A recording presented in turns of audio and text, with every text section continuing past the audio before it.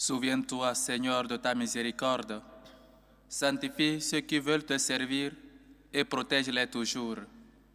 Car c'est pour eux que ton Fils Jésus-Christ a institué, par son sang, répandu le sacrement pascal, lui qui vit et règne pour les siècles des siècles. Amen.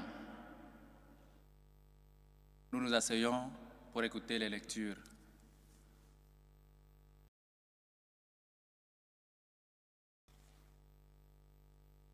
Lecture du livre du prophète Isaïe.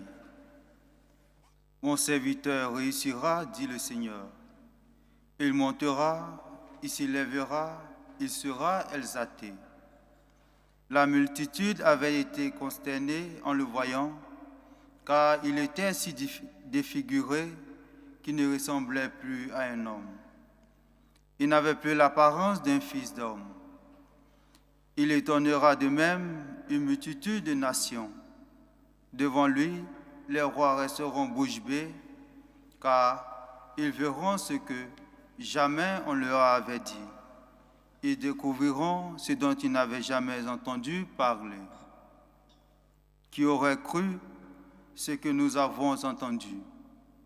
Le bras puissant du Seigneur, à qui s'est-il révélé?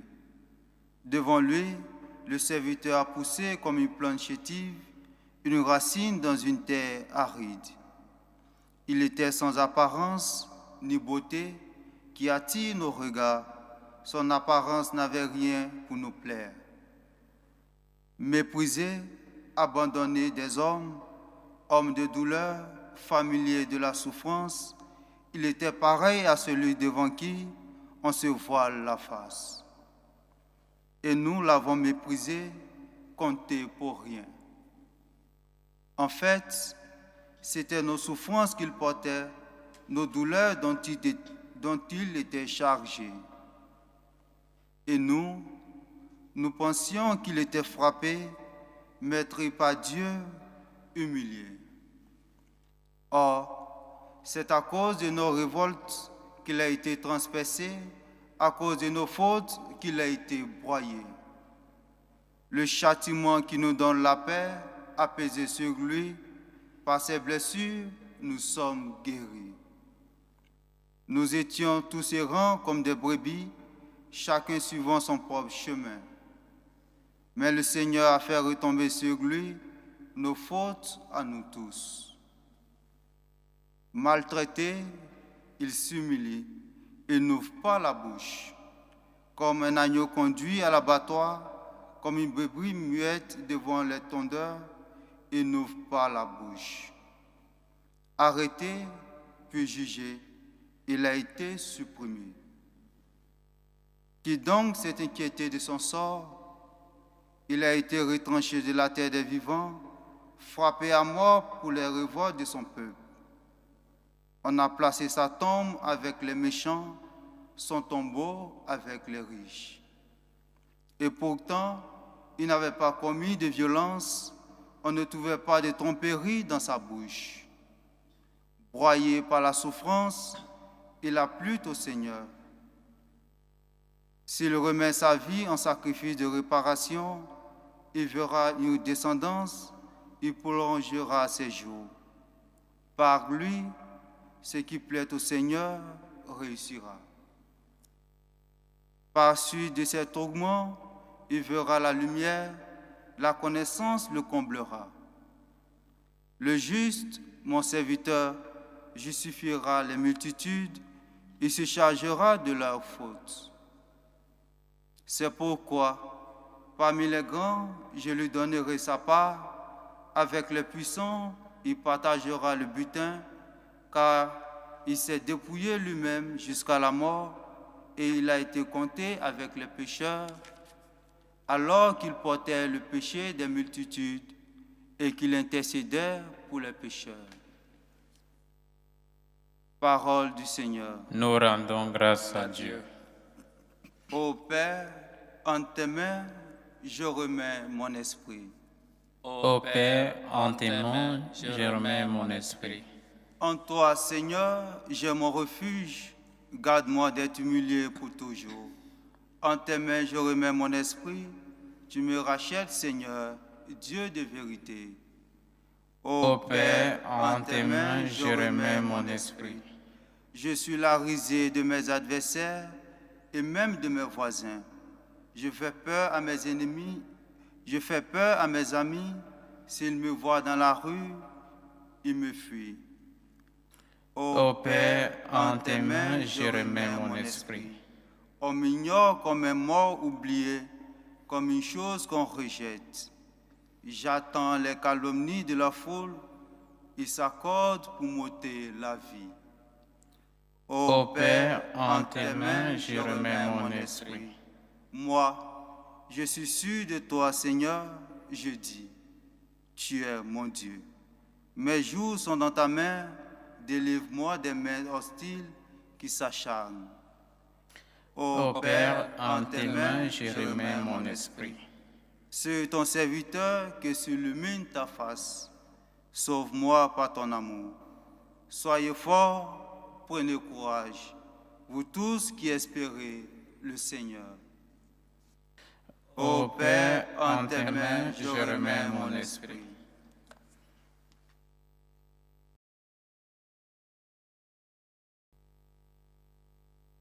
Deuxième lecture, lecture de la lettre aux Hébreux. Frères, en Jésus le Fils de Dieu, nous avons le grand prêtre par excellence, celui qui a traversé les cieux. Tenons donc ferme l'affirmation de notre foi. En effet, nous n'avons pas un grand prêtre incapable de compatir à nos faiblesses, mais un grand prêtre éprouvé en toutes choses, à notre ressemblance, excepté le péché.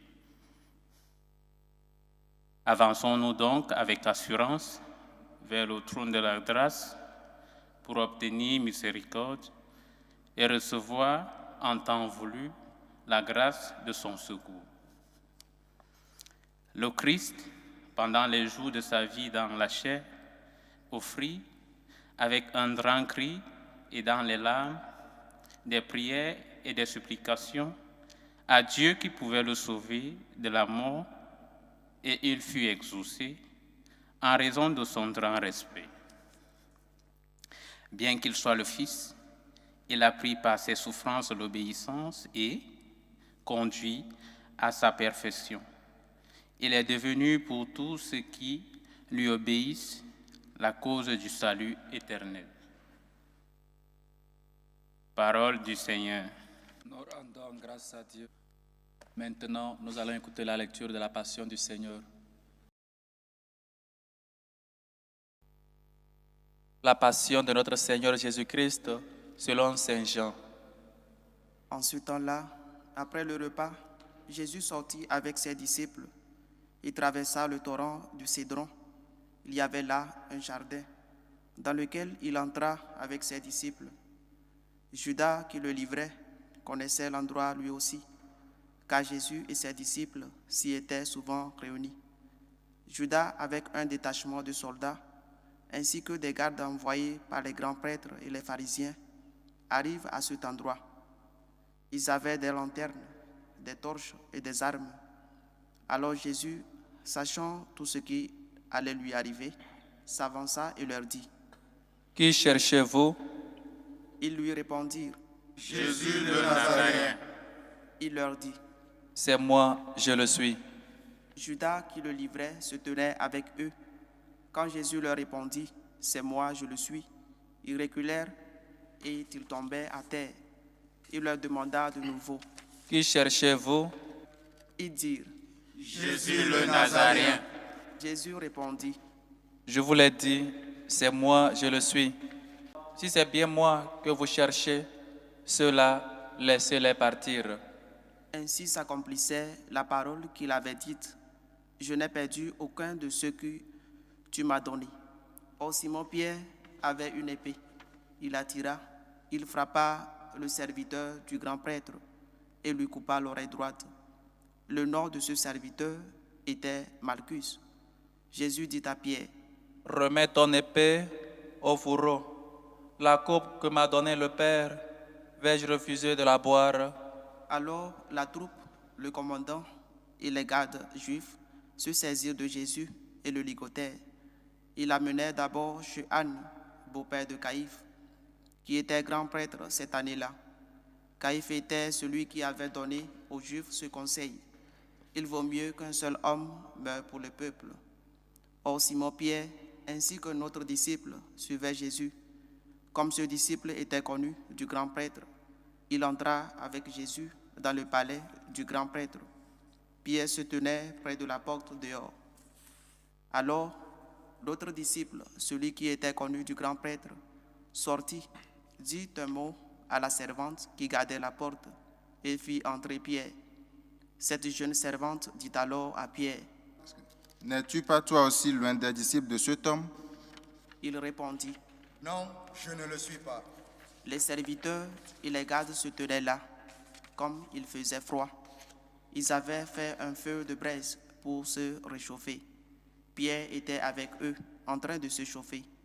Le grand prêtre interrogea Jésus sur ses disciples et sur son enseignement. Jésus lui répondit: « Moi, j'ai parlé au monde ouvertement. J'ai toujours enseigné à la synagogue et dans le temple, là où tous les Juifs se réunissent. Et je n'ai jamais parlé en cachette. Pourquoi m'interroges-tu? Ce que je leur ai dit, demande-le à ceux qui m'ont entendu. Eux savent ce que j'ai dit. » À ces mots, un des gardes qui était à côté de Jésus lui donna une gifle en disant: « C'est ainsi que tu réponds au grand prêtre. » Jésus lui répliqua: « Si j'ai mal parlé, montre ce que j'ai dit de mal. Mais si j'ai bien parlé, pourquoi me frappes-tu? » Anne l'envoya toujours ligoter au grand prêtre Caïphe. Simon-Pierre était donc en train de se chauffer. On lui dit: « N'es-tu pas toi aussi l'un des disciples ?» Pierre le nia et dit: « Non, je ne le suis pas. » Un des serviteurs du grand prêtre, parent de celui à qui Pierre avait coupé l'oreille, insista: « Est-ce que moi je ne t'ai pas vu dans le jardin avec lui ?» Encore une fois, Pierre le nia, et aussitôt un coq chanta. Alors on amène Jésus de chez Caïphe au prétoire. C'était le matin. Ceux qui l'avaient amené n'entrèrent pas dans le prétoire pour éviter une souillure et pouvoir manger l'agneau pascal. Pilate sortit donc à leur rencontre et demanda: « Quelle accusation portez-vous contre cet homme ?» Il lui répondit: « S'il n'était pas un malfaiteur, nous ne t'aurions pas livré cet homme. » Pilate leur dit: « Prenez-le vous-même et jugez-le suivant votre loi. » Les Juifs lui dirent: « Nous n'avons pas le droit de mettre quelqu'un à mort. » Ainsi s'accomplissait la parole que Jésus avait dite pour signifier de quel genre de mort il allait mourir. Alors Pilate rentra dans le prétoire. Il appela Jésus et lui dit: « Es-tu le roi des Juifs ?» Jésus lui demanda: « Dis-tu cela de toi-même, ou bien d'autres te l'ont dit à mon sujet? » Pilate répondit: « Est-ce que je suis juif, moi? Ta nation et les grands prêtres t'ont livré à moi. Qu'as-tu donc fait ?» Jésus déclara: « Ma royauté n'est pas de ce monde. Si ma royauté était de ce monde, j'aurais des gardes qui se seraient battus pour que je ne sois pas livré aux Juifs. En fait, ma royauté n'est pas de ce monde. » Pilate lui dit: « Alors tu es roi ?» Jésus répondit: « C'est toi-même qui dis que je suis roi. Moi, je suis venu dans le monde pour ceci, rendre témoignage à la vérité. Quiconque appartient à la vérité, écoute ma voix. » Pilate lui dit: « Qu'est-ce que la vérité ?» Ayant dit cela, il sortit de nouveau à la rencontre des Juifs et il leur déclara: « Moi, je ne trouve en lui aucun motif de condamnation. Mais chez vous, c'est la coutume que je vous relâche quelqu'un pour la Pâque. Voulez-vous donc que je vous relâche le roi des Juifs ?» Alors ils répliquèrent en criant: « Pas lui, mais Barabbas. » Or ce Barabbas était un bandit. Alors Pilate fit saisir Jésus pour qu'il soit flagellé. Les soldats tressèrent avec des épines une couronne qu'ils lui posèrent sur la tête, puis ils le revêtirent d'un manteau pourpre. Ils s'avançaient vers lui et ils disaient « Salut à toi, roi des Juifs. » Et ils le giflaient. Pilate de nouveau sortit dehors et leur dit « Voyez, je vous l'amène dehors pour que vous sachiez que je ne trouve en lui aucun motif de condamnation. » Jésus donc sortit dehors, portant la couronne d'épines et le manteau pourpre. Et Pilate leur déclara « Voici l'homme. » Quand ils le virent, les grands prêtres et les gardes se mirent à crier « Crucifie-le! Crucifie-le » Pilate leur dit « Prenez-le vous-même et crucifiez-le. Moi, je ne trouve en lui aucun motif de condamnation. » Ils lui répondirent « Nous avons une loi, et suivant la loi, il doit mourir, parce qu'il s'est fait fils de Dieu. » Quand Pilate entendit ces paroles, il redoubla de crainte. Il rentra dans le prétoire et dit à Jésus « D'où es-tu » Jésus ne lui fit aucune réponse. Pilate lui dit alors « Tu refuses de me parler à moi? Ne sais-tu pas que j'ai pouvoir de te relâcher et pouvoir de te crucifier ?» Jésus répondit « Tu n'aurais aucun pouvoir sur moi si tu ne l'avais reçu d'en haut. C'est pourquoi celui qui m'a livré à toi porte un péché plus grand. » Dès lors, Pilate cherchait à le relâcher, mais des Juifs se mirent à crier « Si tu le relâches, tu n'es pas un ami de l'empereur. Quiconque se fait roi s'oppose à l'empereur. » En entendant ces paroles, Pilate amena Jésus au dehors. Il le fit asseoir sur une estrade au lieu du le dallage, en hébreu Gabbatha. C'était le jour de la préparation de la Pâque, vers la 6e heure, environ midi. Pilate dit aux Juifs « Voici votre roi. » Alors ils crièrent « À mort, crucifie-le » Pilate leur dit « Vais-je crucifier votre roi ?» Les grands prêtres répondirent « Nous n'avons pas d'autre roi que l'empereur. » Alors il leur livra Jésus pour qu'il soit crucifié.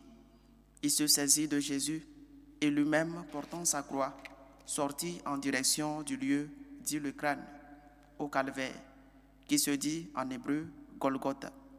C'est là qu'ils le crucifièrent, et deux autres avec lui, un de chaque côté, et Jésus au milieu. Pilate avait rédigé un écriteau qu'il fit placer sur la croix. Il était écrit « Jésus, le Nazaréen, roi des Juifs ». Beaucoup de Juifs lurent cet écriteau parce que l'endroit où l'on avait crucifié Jésus était proche de la ville et que c'était écrit en hébreu, en latin et en grec. Alors les grands prêtres des Juifs dirent à Pilate « N'écris pas roi des Juifs, mais cet homme a dit « Je suis le roi des Juifs ». Pilate répondit « Ce que j'ai écrit, je l'ai écrit. » Quand les soldats eurent crucifié Jésus, il prit ses habits.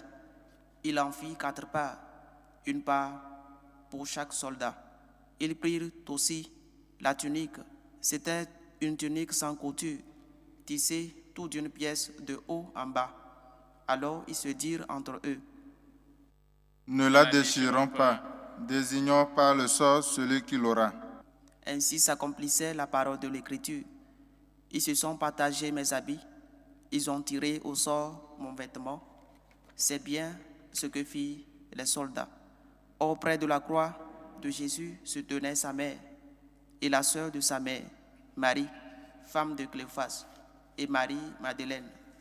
Jésus, voyant sa mère et près d'elle le disciple qu'il aimait, dit à sa mère « Femme, voici ton fils. » Puis il dit aux disciples « Voici ta mère. » Et à partir de cette heure-là, le disciple l'a pris chez lui. Après cela, sachant que tout désormais était achevé, pour que l'Écriture s'accomplisse jusqu'au bout, Jésus dit « J'ai soif. » Il y avait là un récipient plein d'une boisson vinaigrée. On fixa donc une éponge remplie de ce vinaigre à une branche d'hysope et on l'approcha de sa bouche. Quand il eut pris le vinaigre, Jésus dit Tout est accompli. Puis, inclinant la tête, il remit l'esprit. Comme signe de respect pour la mort de notre Seigneur Jésus-Christ, nous nous mettons à genoux.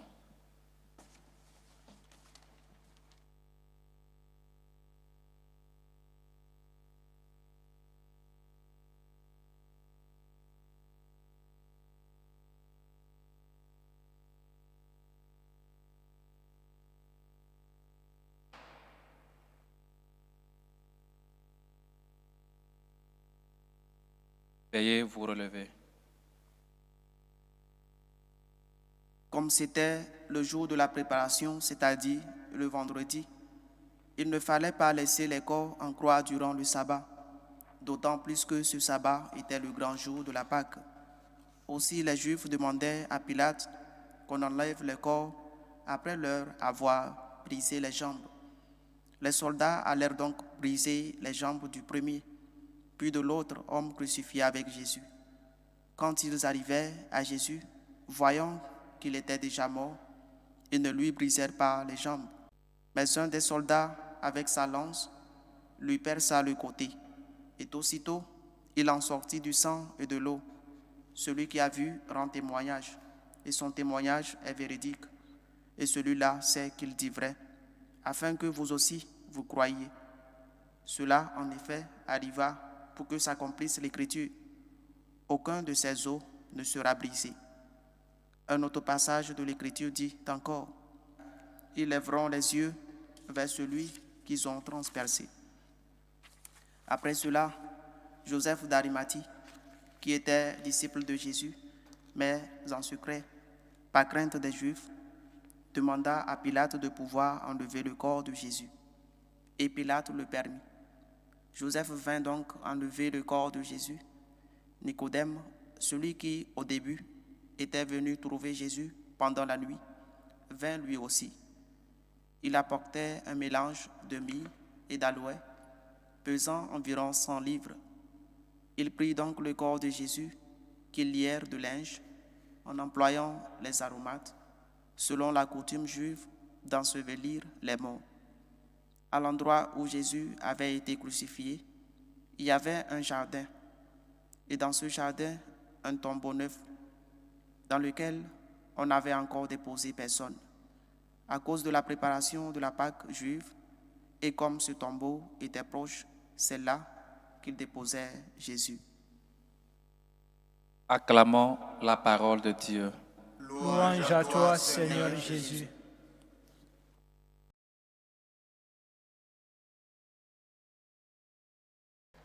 Nous venons d'écouter le récit, le jugement d'un homme juste qui a été condamné. Et peut-être cela ne doit pas nous paraître comme si on était au théâtre, ou c'était seulement quelque chose qu'on a participé de loin. Peut-être d'autres ont déjà eu la chance de participer dans des tribunaux pour écouter peut-être un jugement. Et que tous, ça nous fait mal si on condamne quelqu'un injustement, quelqu'un qui a fait le bien toute sa vie, qui vient d'être condamné pour des mensonges, pour des choses qu'il n'a pas fait, et pour avoir seulement dit la vérité, qu'il est fils de Dieu. Oui, chers frères et sœurs, mais j'aimerais qu'on se mette peut-être dans la peau de la Vierge Marie. Une maman qui voit son fils souffrir, mourir sur la croix pour avoir fait le bien. J'aimerais aussi qu'on se mette, qu'on imagine un peu à la place de Jésus. Il n'a pas trop parlé lors de son jugement, lorsque Pilate lui posait pas mal de questions. Mais il a gardé toujours cette relation qu'il a envers Dieu. Il n'a jamais cessé de lever les yeux vers le ciel pour supplier Dieu, pour remettre dans ses mains son esprit. Sa royauté ne vient pas de ce monde. Jésus s'adresse à son Père. Il s'adresse aussi à sa mère. Père, pardonne-leur car ils ne savent pas ce qu'ils font. Voilà ce pourquoi Jésus est venu, pour que nous soyons pardonnés, pour que nous renaissons de l'eau et de l'esprit, pour que par le baptême nous soyons sauvés. Pardonne-leur. Combien notre cœur est si dur que malgré nos fautes, quelqu'un puisse nous pardonner. Même après cela, on ne se laisse pas convaincre, on ne s'ouvre pas à la miséricorde de Dieu, on ne s'ouvre pas à sa grâce. Il s'adresse à sa mère. Femme, voici ton fils. Jean qui nous représentait tous, voici notre mère.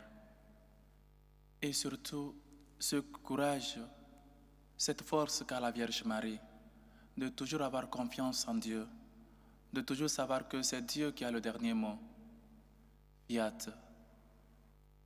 celle qui a accepté concevoir en elle le Fils de Dieu. Je suis la servante du Seigneur, je suis l'esclave du Seigneur. Encore un fiat qui accepte nous prendre tous comme fils, qui accepte tous nous accepter, nous qui, chaque jour, nous nous trahissons, nous ne continuons que trahissonner, de trahir son Fils unique. Mais elle nous accepte aussi comme fils. Voilà l'amour d'une mère. Voilà la Vierge Marie. Chers frères et sœurs, il faut se mettre dans la peau de Marie pour comprendre que des gens qui crucifient son fils, qui font du mal à son fils, acceptent aussi le prendre comme fils. Voilà pourquoi nous les chrétiens, on doit plus être comme Marie. Cette confiance, ce silence en elle pour méditer que la parole de Dieu, ce silence de Dieu, ce silence de Jésus, quand on lui posait beaucoup de questions. Nous qui sommes toujours prêts à parler, prêts peut-être à répondre à tout, même si nous ne connaissons pas, prêts à nous faire entendre. Parfois la meilleure réponse, c'est le silence. Faire silence pour écouter Dieu. Combien de fois Saint Joseph a parlé dans la Bible? Nulle part on n'écoutera que Saint Joseph a parlé. Il nous faut parfois ce silence que nous devons adopter à partir d'aujourd'hui jusqu'à Pâques. Le silence pour méditer l'amour de Dieu dans notre vie. Combien Dieu nous a aimés. Il a tant aimé le monde qu'il a donné, qu'il a livré son Fils pour nous. Chers frères et sœurs, gardez la foi au milieu de la souffrance. Gardez toujours les yeux levés vers le ciel. Voilà ce qu'a fait la Vierge Marie. Malgré qu'on torturait son Fils, elle n'a pas douté des plans de Dieu. Elle n'a pas douté une seule fois de Dieu dans notre vie. Mais il faut aussi que nous puissions garder espoir dans les moments de souffrance. Ce n'est pas les moments où nous devons toujours, où nous doutons de Dieu. Quand il y a une souffrance atroce, une souffrance douloureuse, nous devons toujours lever les yeux vers le ciel. Nous devons toujours faire ce fiat-là de la Vierge Marie, parce que nous savons que Dieu est maître de l'histoire. Dieu, rien n'est impossible à lui. Et donc notre souffrance, c'est pour la gloire de Dieu. Combien de fois nous avons vu dans notre vie que Dieu a fait des miracles. Être comme la Vierge Marie au pied de la croix. Regardez toujours le crucifié. Il est mort pour toi. Il est mort par amour pour toi et pour moi. Il faut donc, comme nos fils, toujours revenir vers lui, toujours confier. Pourquoi, dans les moments de souffrance, nous nous éloignons de Dieu? Pourquoi, dans les moments de bonheur, nous pensons que nous avons tout par notre propre mérite? Dieu n'a-t-il pas de place dans notre vie? Nous ne pouvons pas tailler une place à Dieu dans notre vie. Quelle chose qui nous occupe tant pour que Dieu, qu'on puisse sortir Dieu de notre vie, qu'on puisse sortir Dieu de l'histoire, qu'on puisse sortir Dieu de ce monde dans lequel nous marchons. Toujours tourner les yeux vers le Seigneur. Pardonne-leur, car ils ne savent pas ce qu'ils font. le pardon de Dieu. Dieu nous pardonne toujours, mais nous appelle à ne plus faire la même chose. Suivre le Christ, c'est comme un escalier. Il faut toujours monter, il faut toujours croître, il faut toujours que notre adhésion à lui soit efficace. On ne peut pas ne pas être touché par la mort d'un juste, par la mort de quelqu'un qui a passé toute sa vie à faire le bien. Médite sur l'amour que Dieu a pour toi, que Dieu a fait dans ta vie. Seulement, comme Jésus, toujours les yeux levés vers le ciel, toujours remettant son esprit dans les mains de Dieu qui peut tout, toujours pardonner. Si Dieu, qui nous demande de pardonner 70 fois, 7 fois, pensons-nous qu'il ne va pas nous pardonner, lui, en premier? Pourquoi donc ne pas accourir, ne pas aller à Dieu, ne pas aller vers Dieu pour lui demander pardon? Pourquoi donc on s'éloigne de Dieu, on perd le goût de se confesser? On devait avoir plutôt honte de pécher, de commettre le mal. Mais si nous l'avons fait, pourquoi donc ne pas aller vers cette piscine pour se laver, pour se doucher, pour se confesser? Chers frères et sœurs, méditons l'amour que Dieu a pour nous. Lui, juste, meurt pour nous, les injustes. Et comme je le disais avant, si quelqu'un en classe, dans ton travail, tu as une punition ou tu as une faille, viens t'aider. La personne doit trouver en toi en retour cette gratitude. Rendons-nous compte de ce que Dieu a fait pour nous. Que nous qui sommes condamnés justement, lui se lève et fait la punition à notre place. Dieu s'adresse à son Père. Que nous ayons nous aussi cette relation-là envers Dieu, notre Père. De toujours prier, de toujours se laisser attirer par lui. Confier toujours, avoir toujours confiance en Dieu. Chers frères et sœurs, Dieu est mort pour toi. Dieu est mort pour moi. Il faut donc qu'il trouve en nous cette générosité, que nous puissions aussi, comme lui aussi nous a dit, je suis venu pour rendre témoignage. Il faut qu'on soit dès maintenant des témoins de la mort de Dieu dans nos vies, que nous soyons des apôtres, des disciples de son amour, l'amour qu'il a pour nous, que lui-même nous aide.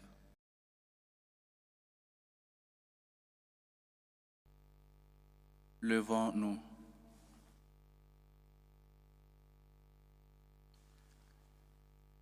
Prions, frères et sœurs bien-aimés, pour la Sainte Église de Dieu. Que notre Dieu et Seigneur lui donne la paix, la rassemble dans l'unité et la garde par toute la terre. Qu'il nous accorde une vie calme et paisible pour glorifier Dieu, le Père Tout-Puissant. Dieu éternel et tout-puissant, dans le Christ, tu as relevé la gloire de tous les peuples. Protège l'œuvre de ta miséricorde, afin que ton Église, répandue par tout l'univers, demeure inébranlable dans la foi, pour proclamer ton nom, par le Christ, notre Seigneur. Amen. Prions pour le Pape. Prions pour notre Saint-Père, le Pape Léon, choisi par Dieu, notre Seigneur, dans le collège des évêques, qu'il le garde saint et sauf au service de son Église pour gouverner le peuple saint de Dieu.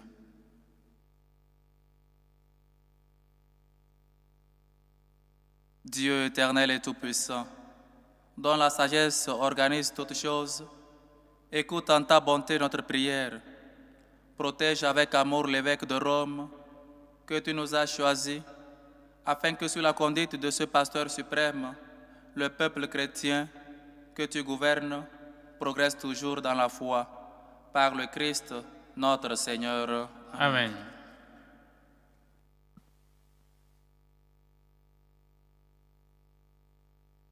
Prions pour le clergé et le peuple fidèle.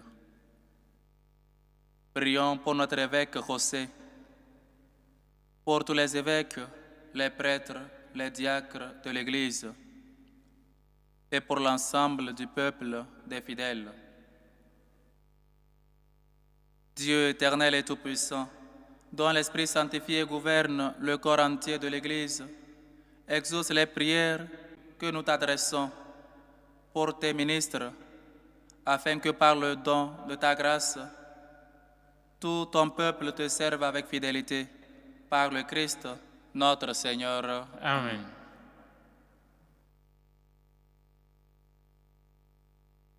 Pour l'unité des chrétiens, prions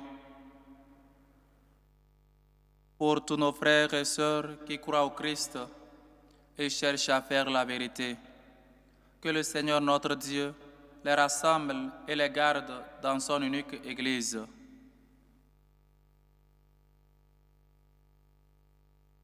Dieu éternel et tout-puissant, toi qui rassembles ce qui est dispersé et qui garde ce que tu as rassemblé, jette un regard de paix sur le troupeau conduit par ton Fils.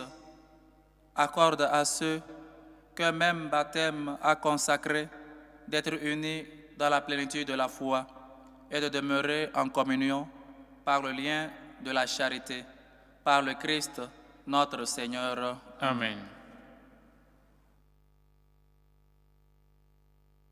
Pour ceux qui ne croient pas au Christ, prions. Pour ceux qui ne croient pas au Christ, demandons qu'à la lumière de l'Esprit Saint, ils puissent s'engager eux aussi sur le chemin du salut. Dieu éternel et tout-puissant, donne à ceux qui ne reconnaissent pas le Christ de marcher en ta présence d'un cœur sincère, afin de découvrir la vérité, et donne-nous de progresser sans cesse dans l'amour mutuel, attentif à percevoir plus pleinement le mystère de la vie, pour être dans le monde des témoins plus parfaits de ton amour, par le Christ, notre Seigneur. Amen. Pour les responsables des pouvoirs publics, prions pour les chefs d'État et tous les responsables des affaires publiques, que le Seigneur notre Dieu dirige leur esprit et leur cœur selon sa volonté pour la paix véritable et la liberté de tous.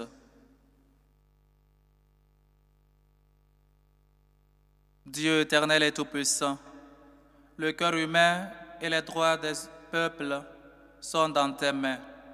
Regarde avec bienveillance ceux qui exercent le pouvoir sur nous, que par ta grâce s'affermissent partout sur la terre la sécurité et la paix, la prospérité des nations et la liberté religieuse, par le Christ, notre Seigneur. Amen. Pour ceux qui sont dans l'épreuve, frères et sœurs bien-aimés, prions Dieu le Père Tout-Puissant pour qu'il purifie le monde de toute erreur, chasse les maladies et repousse la famine, ouvre les prisons et brise les chaînes, protège ceux qui voyagent, ramène chez eux les exilés, donne la force aux malades et aux mourants, accorde le salut. Dieu éternel et tout-puissant, consolation des affligés, force de ceux qui peinent, entends les prières de ceux qui crient vers toi, quelle que soit leur souffrance, que tous aient la joie de trouver dans leur détresse le secours de ta miséricorde, par le Christ, notre Seigneur. Amen. Amen.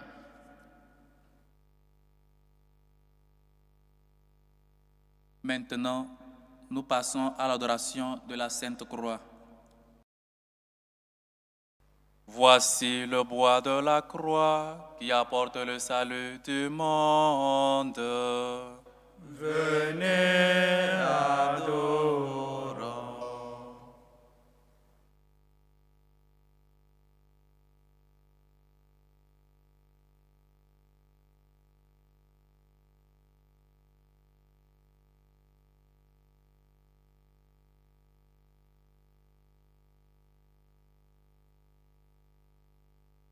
Voici le bois de la croix qui apporte le salut du monde.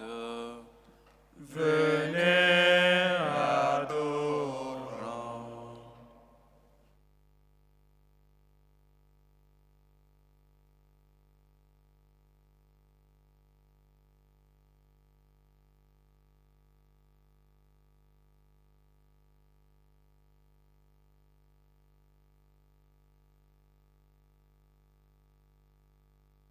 Voici le bois de la croix qui apporte le salut du monde.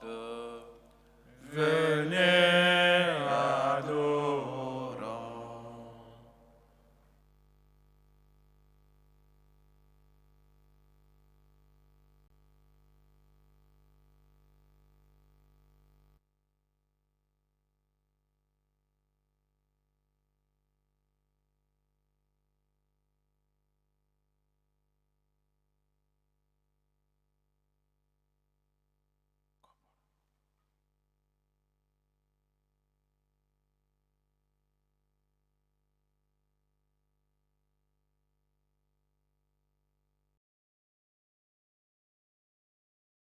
Comme nous l'avons appris du Sauveur et selon son commandement, nous osons dire: Notre Père qui est aux cieux, que ton nom soit sanctifié, que ton règne vienne, que ta volonté soit faite sur la terre comme au ciel. Donne-nous aujourd'hui notre pain de ce jour. Pardonne-nous nos offenses, comme nous pardonnons aussi à ceux qui nous ont offensés. Et ne nous laisse pas entrer en tentation, mais délivre-nous du mal. Délivre-nous de tout mal, Seigneur, et donne la paix à notre temps. Soutenus par ta miséricorde, nous serons libérés de tout péché, à l'abri de toute épreuve. Nous qui attendons que se réalise cette bienheureuse espérance, l'avènement de Jésus-Christ, notre Sauveur.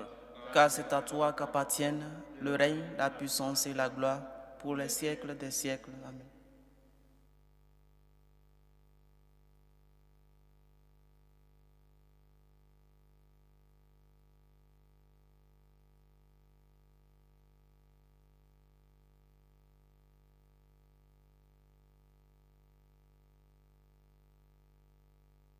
Voici l'agneau de Dieu.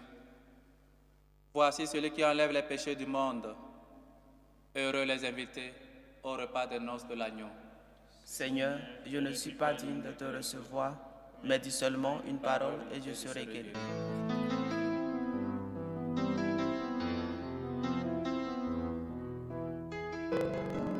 Communion spirituelle.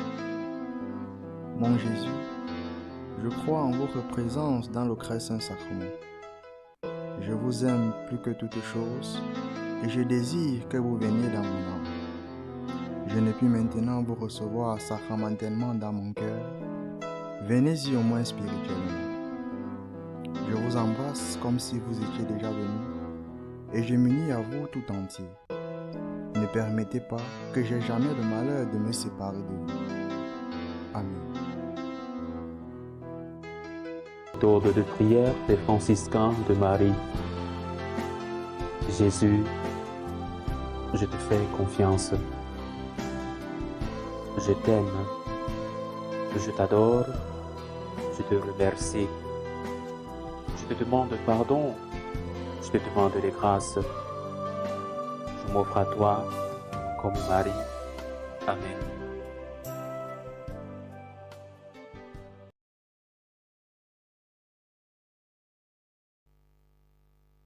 Prions le Seigneur. Dieu éternel et tout-puissant, tu nous as renouvelés par la mort et la résurrection bienheureuse de ton Christ. Entretiens en nous l'œuvre de ta miséricorde, que notre communion à ce mystère consacre à ton service notre vie tout entière. Par le Christ, notre Seigneur. Amen. Inclinez-vous pour recevoir la bénédiction.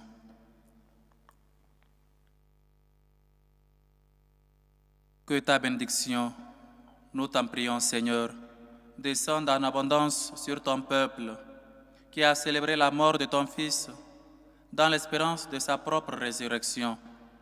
Accorde-lui pardon et réconfort, augmente sa foi, assure son éternelle rédemption, par le Christ, notre Seigneur. Amen.